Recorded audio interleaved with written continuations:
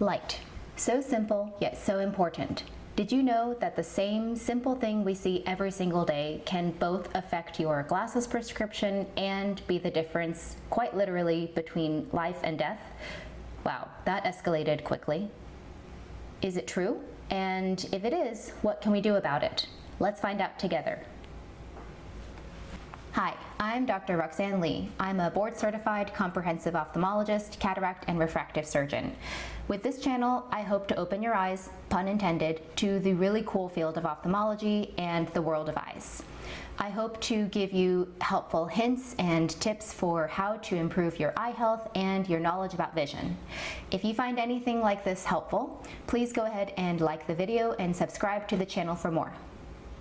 In this video, we'll be discussing how the light around you and how you time your exposure to that light can affect both your ability to see clearly as well as affect your longevity and health.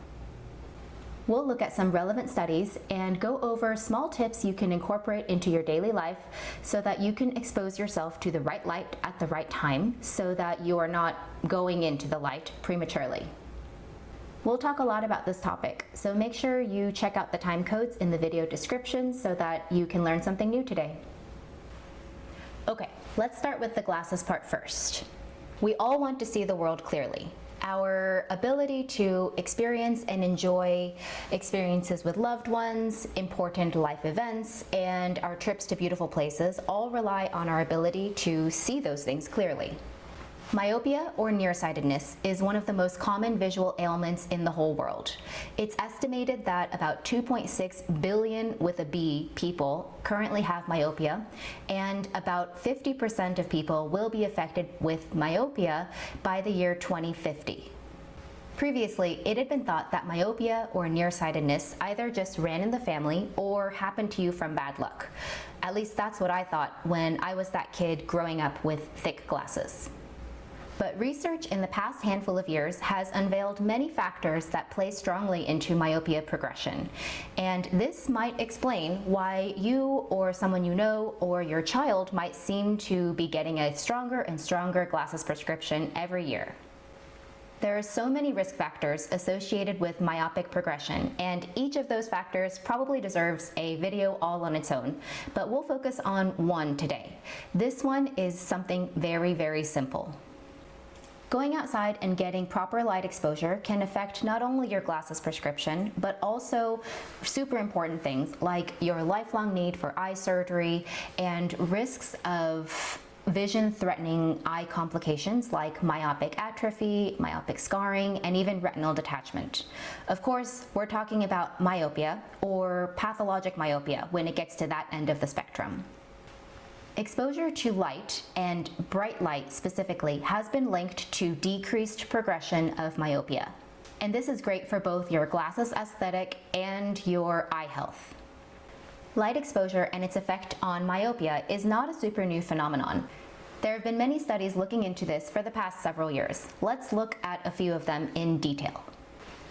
This systematic review and meta-analysis looked at 13 different studies involving over 15,000 children aged 4 to 14 years old. It was trying to decide if outdoor light exposure had an effect on 3 different things. The first is myopia incidence. Basically, if a child did not have myopia, how did outdoor light exposure affect that child's risk for developing myopia in the first place? The second thing was refractive error. Basically, how myopic is this person? What is their glasses prescription? How nearsighted are they? And then the last factor that they looked at was, does outdoor light exposure affect axial elongation?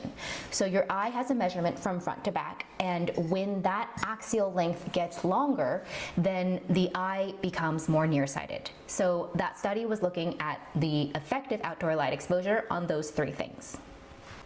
All in all, the pooled study data showed an impact on outdoor light exposure on all 3 of those indices, showing that it reduced myopia incidence, it reduced axial elongation, and it also slowed down the progression of myopia in terms of refractive error.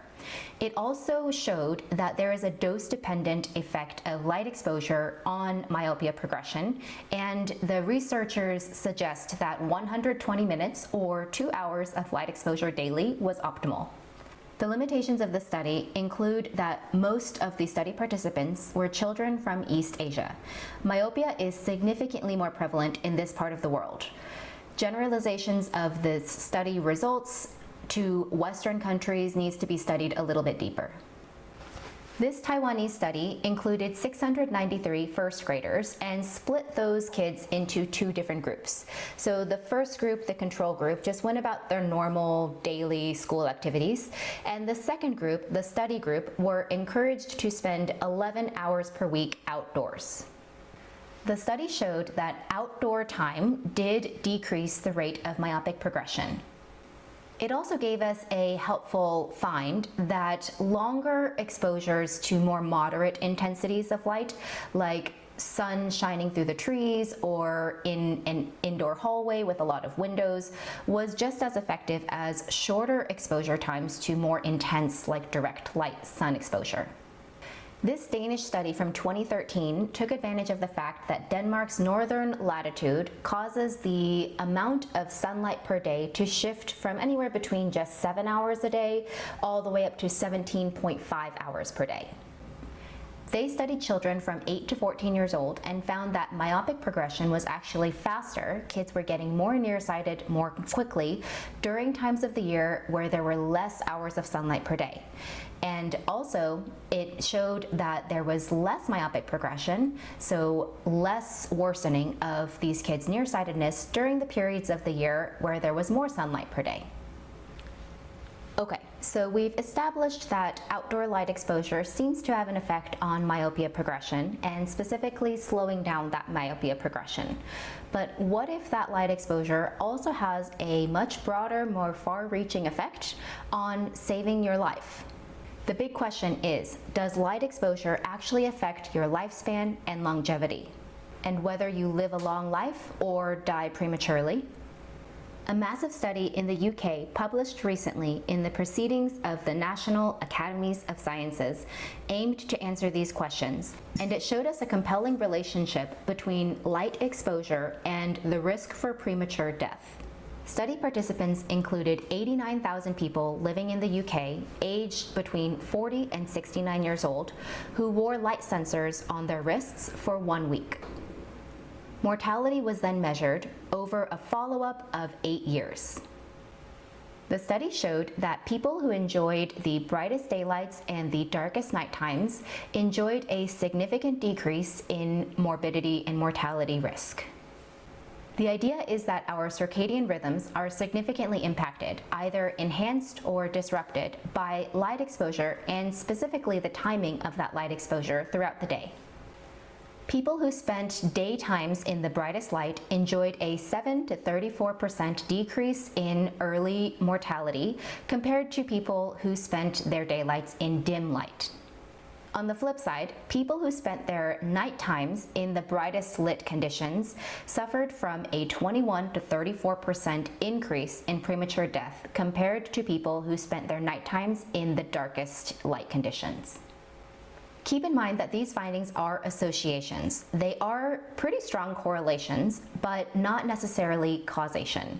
But they persisted even after the studiers controlled for things like patient age, sex, physical activity, underlying health factors, and socioeconomic status.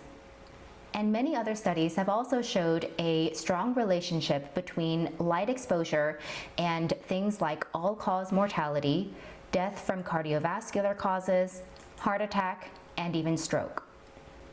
This is a big study, but every study has limitations. For this one in particular, 97% of the study participants were white, so it's hard to tell if you can generalize this data to other sociocultural groups. This seems like compelling evidence so far, so what can you do about it to reduce your risk for premature death? The idea is to return to the good old days of bright days and dark nights. Back before technology allowed us to shine bright lights wherever, whenever, our daytimes were lit by sunlight and our nighttimes were just dark. And apparently, our circadian rhythms still like it that way.